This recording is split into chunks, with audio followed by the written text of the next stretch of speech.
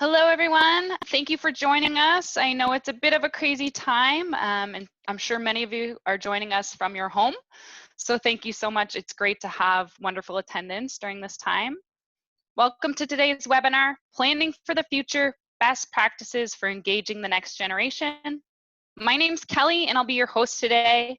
For those of you I've not yet met or spoken with, I'm a Waste Solutions Manager here at ReCollect. I have experience in both private industry, working for a hauler here in Ontario, as well as public, working for a regional government. We also have a guest speaker with us today. We're very lucky to be joined by Katrina Bussier-Van Huysen. Katrina is an industry leader and the senior environmental educator for ecomaine. We're going to take a deeper dive into Katrina's work in just a minute. But before we get started, I want to give you a bit of an understanding of our goals for today's webinar. We're going to focus on the importance of school outreach programs for waste and recycling. And as a takeaway, I really want to equip you with some steps and tools to either get started or enhance your existing outreach program. So let's start with why. Why outreach in schools is so important. Simply put, these programs allow you to create champions. Champions that are not only going to employ your message in the future, but also help to spread that message today. So after hearing your wonderful presentations and from hearing from your recycling educators, kids are going to take that message home. So perhaps they're going to go home and ask their parents, why don't we recycle? Or why don't we have a recycling bin? And kind of spark some inspiration and motivation to get their parents actually participating in your programs. Or maybe they're actually going to correct their parents into properly participating. So saying something as simple as, Mom, why are you putting that plastic bag in the garbage? Today at school, I actually learned that that's recyclable, or whatever your program rules may be. I know we also have some waste haulers joining us today. So for those haulers, I think it's really important to also note that not only does this type of program help to reduce contamination and increase participation, it could also be a great way to add further value to the communities you serve and get your brand out there so that residents recognize and really see the great work you're doing. So without any further delay, I'm going to let Katrina do a lot of the heavy lifting from here on out. And I'm going to ask her some questions that help us to better understand what a successful program looks like and how you can get started. So Katrina, why don't you start with your role? Tell us a bit about ecomaine's programs and what it is you do. Well, hi everyone. Thanks so much for coming today. ecomaine is a waste management company in Portland, Maine. We process recycling and trash for about 1/3 of Maine's population. We're also a nonprofit, which I love, and I think it's really valuable that we spend a lot of time and energy and money on education so that we really get the right stuff in our facilities. So my job, as well as 2 other educators, I started in August of 2016. We have another educator that started in August of 2018, and then we just brought on one more educator that started just 2 months ago. And there was some education definitely before I started in 2016, but we all 3 go into schools, and we do just a ton of other things, which I'll outline in just a minute as well. Perfect. That's great to hear. And what type of educational activities does ecomaine offer in school? Oh, so much. So you might see on the screen that we saw over 11,000 folks, students specifically last year. We definitely saw even more this year. I think our current number of how many people we've interacted with in person is around 47,000. And that's even with having to cancel basically everything on our calendars the last couple weeks and probably all of April too. So we see a lot of people, and we do that through a lot of different ways. Most of them are students, but we have a ton of businesses that we do lunch and learns with. We do a lot of community events. Say there's a 5K that focuses on clean water education, we table at that. Or there's a Girl Scout event that's talking about being green in the month of April, so we do that. So we also do things like crafts with students. So maybe it's more of a Girl Scout troop or a Boy Scout troop, or kind of an after school thing. We'll do paper making and weaving crafts. We do a lot of virtual tours. So say a school can't come to us, then we can go to them basically virtually via YouTube, and they can watch our videos.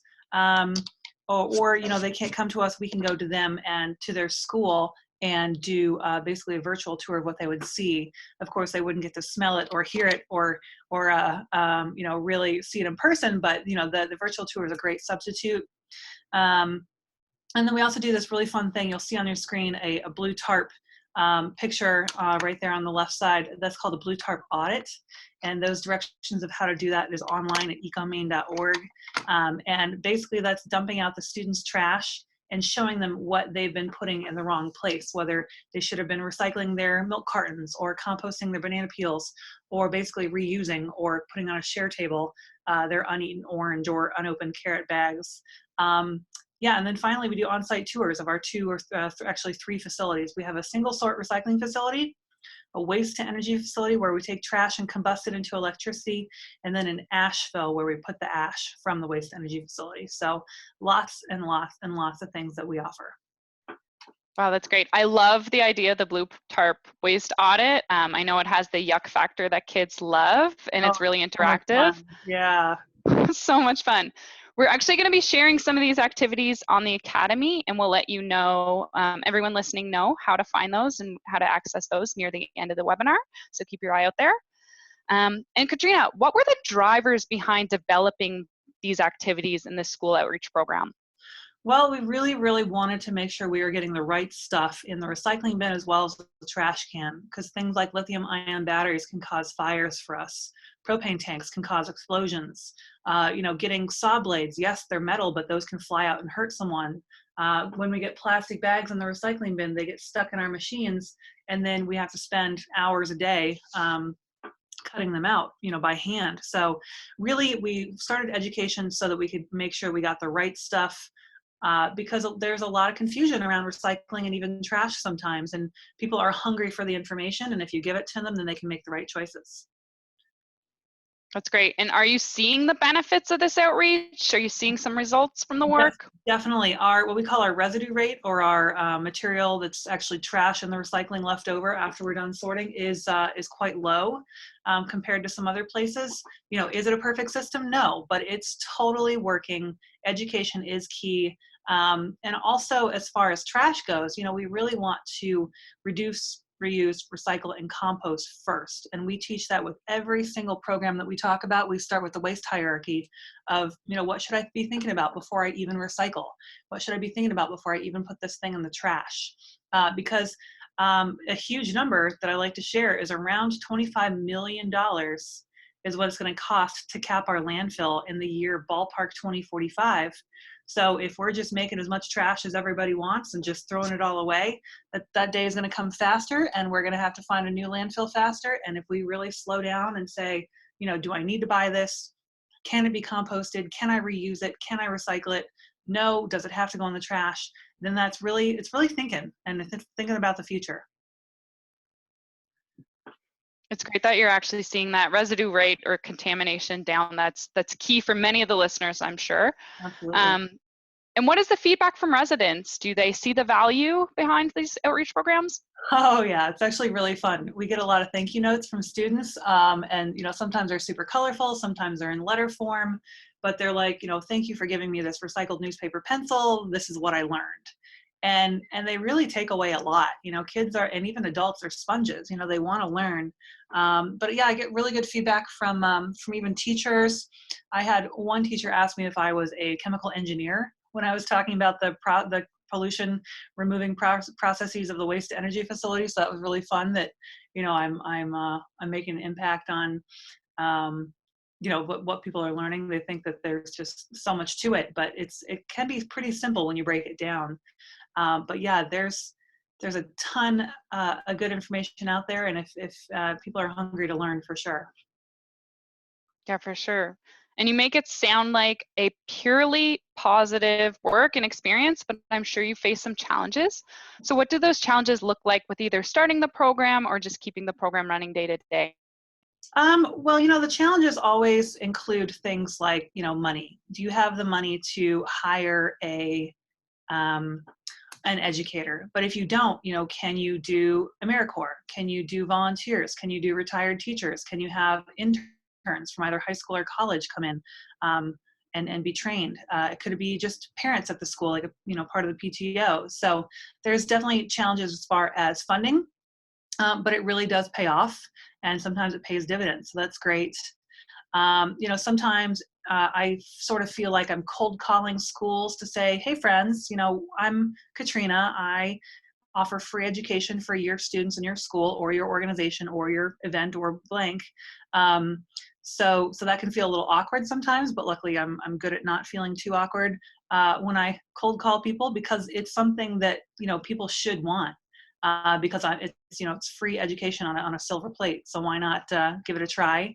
And then challenges, sometimes repetition is always necessary to ensure that anything goes well. Because if you tell someone something once, it's harder to grasp and remember and continue with, as if you kind of remind them year after year or something like that. Yeah, I'm sure a lot of the recycling educators listening right now really feel that budget pain point. So it's really good to hear it's paying off. How about the schools? Are they always easy to convince to participate, or is there any hesitation there? Overall, schools are really easy to sell. I think I've had one school in about 3.5 years where they said, we've got our other goals that we need to focus on. We don't have time for this. But pretty much every other one has said, oh, this sounds fun. Either, come in and do a virtual tour, or we have time to come to you, or, we'll watch your virtual tours online. So, almost every other school that I've talked to has been hungry for this and said, yes, that sounds good in some capacity. Even if it didn't happen that year, maybe it happened the next year, because maybe that year was full up with stuff. So it's pretty easy. Another challenge sometimes is that different schools and even different towns have different contracts with us, meaning we take their trash and their recycling, or their trash or their recycling. So it's about finding out where they're at, what we take, what they know, what they don't know, and then meeting them where they are, and sharing information that they need based on their specific needs. Yeah, I feel that. When I worked for the regional government here, it was very much the same. Some of the schools were private, and when we went in, they had different rules than what we were teaching. So we just had to be very clear and like you said, meet them halfway, teach them the difference there. Yeah. So I think that's key. Now let's take a bit of a step back. How did this program get started? And do you have any recommendations for those who are listening who are just starting their own program? Well, overall, we wanted, we wanted lower contamination, and we wanted to reach more people and make sure that they had what they need. Because again, if you don't give information, then folks are kind of left in the dark to say, oh, well, I'm sure they take this, or well, they'll probably know what to do with this, even though I don't. Even if that thing is like a bowling ball or a wedding dress or a pillow. No, we don't take any of those things, but folks might think, well, I don't want this anymore. I'm sure they know what to do with it. So overall, the goal was to lower contamination, and in doing that, reaching more people so they knew the ins and outs of our entire process. So being super transparent is really important to us. So exactly what happens to your recycling, exactly what happens to your trash, you can come and see it, you can watch the virtual tour, etc. But overall, when we started, we basically started off slow. I think the year I started, the goal was to reach about 8,000 people. And then the next year, I moved that up to 12. And then I think we moved it up to 30 because we had a really fun contract with the basketball team where we got to go to games and we got to count all those people because we did a fun on-court presentation. And then this year, our goal was 40,000 people, but we've now since seen about 47,000. So how it started was reach more people, and we really are now. We're kind of hoping to reach about 50,000 this year, and then of course next year will be even more. So start where you can, really. Maybe your goal is to reach 100 people. Maybe your goal is to reach 500 people. Maybe just start where you can.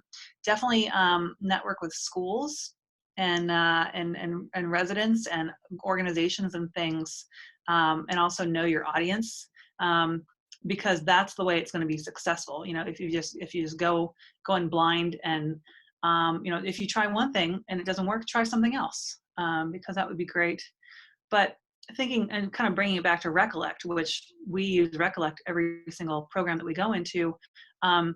We, you know, kind of put an RFP, and we got ReCollect to do our, what we call our Recyclopedia. And we also have a really fun Wicked Smart Recycling game on there that we incorporate to curriculum, as well as just shares information as far as, well, what goes where. You know, when you've got that thing in your hand, you can look it up on the Recyclopedia, and there's about 1,200 different items in there, which is really great, because we have a really wonderful list of what we can and cannot recycle. But of course, you know, if we had a list of everything everyone ever thought of, it would be 3 miles long.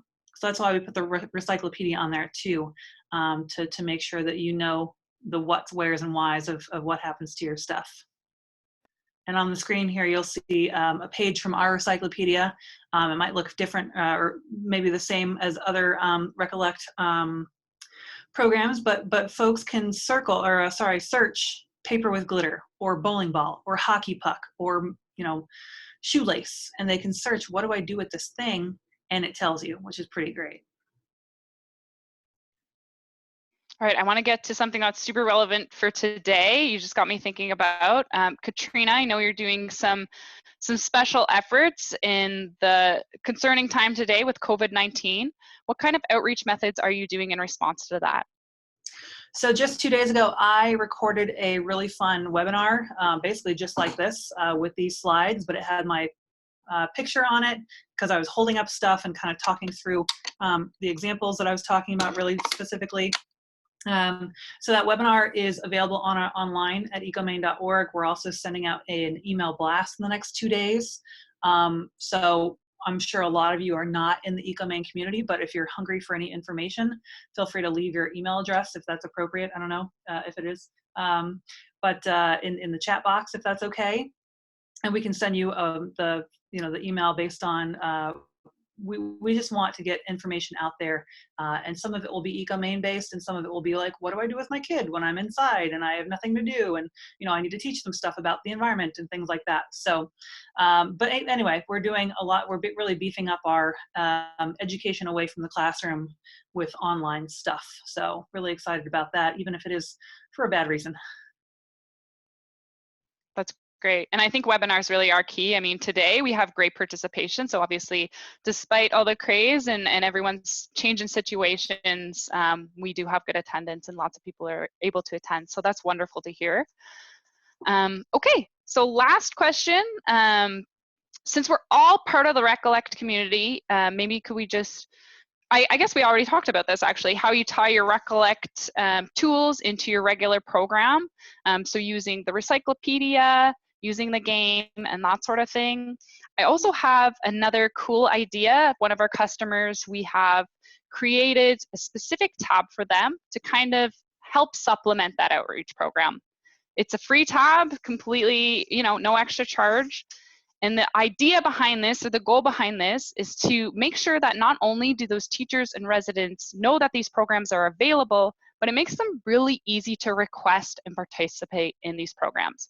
So if anyone's interested in adding these tabs as you're either developing your outreach program or you're looking to enhance your existing program, we're happy to chat with you about that.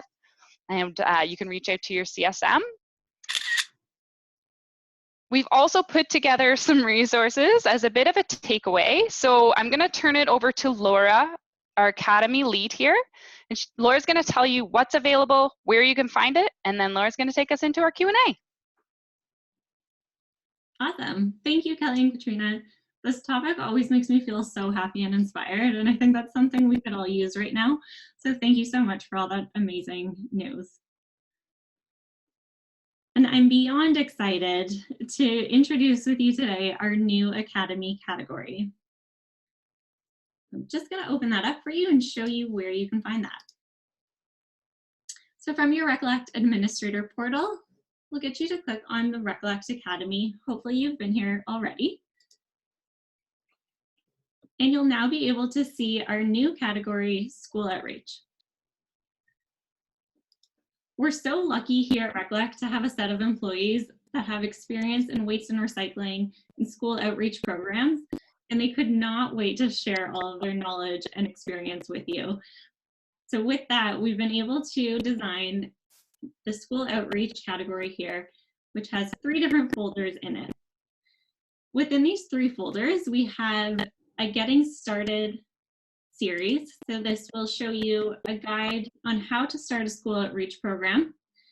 And we also created some templates for you to use. So looking at a school outreach flyer, something you're going to want to share with your teachers and your schools, getting the word out there to them about the programs you're now going to be offering.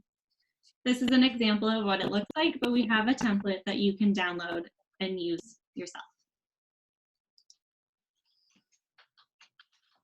We also have in our school outreach category some lesson plans. So we've put together some lesson plans that we've used in the past in our previous roles. So one is understanding landfills and reducing emissions, targeted at a higher age level. And then another one, the sorting game, which can be used for multiple age groups and really, taken and molded into your program. We've also added to our lesson plan a template page where you can take this, fill it out, and create your own lesson plan. That's what we're seeing here. And this is available on the Academy for you to download today. We've added in Katrina's blue tarp waste audit that she mentioned earlier in the webinar. So you can feel free to grab her example here as well. Lastly, we have a folder dedicated to all of our wonderful customers and the examples that we've already been given and able to share with you. We can't wait to continue to add content to these folders and look forward to adding your examples here as well.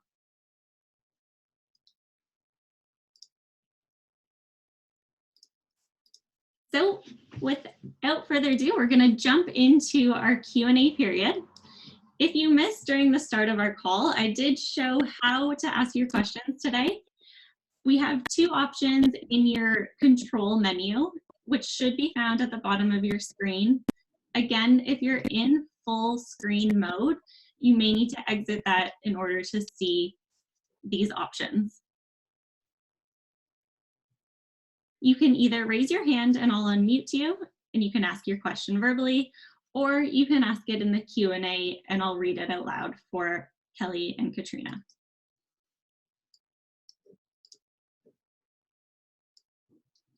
Okay, so to get us started, it looks like we do have some questions in the Q&A forum. One question coming from Ali, and I'm going to ask this to you, Katrina. What age group or grade are tours open to? How did you choose this group and other eligible requirements? Great question. So at ecomaine, we are open for tours of our recycling facility for 2nd grade to 2nd grade and above. And then our waste to energy is 7th grade and above. And a couple reasons for this was one, there's I think it's state law that says we cannot have students under 7th grade in our waste energy facility. So that's not an ecomaine rule, that's a state rule. And the recycling, it's either a state rule or, it makes more sense that it is, 1, a height requirement, 2, a safety requirement, because, there are moving parts. It is a little bit loud in there. So there was just kind of an age that we thought would be appropriate, and then an age that might be a little bit too young. Every once in a while, like maybe a couple times a year, if that, we have had some 1st graders in the recycling facility, but that was after it was off. So it was like a Girl Scout group after school or something like that. But 2nd grade and above for recycling, 7th grade and above for waste energy for many different reasons.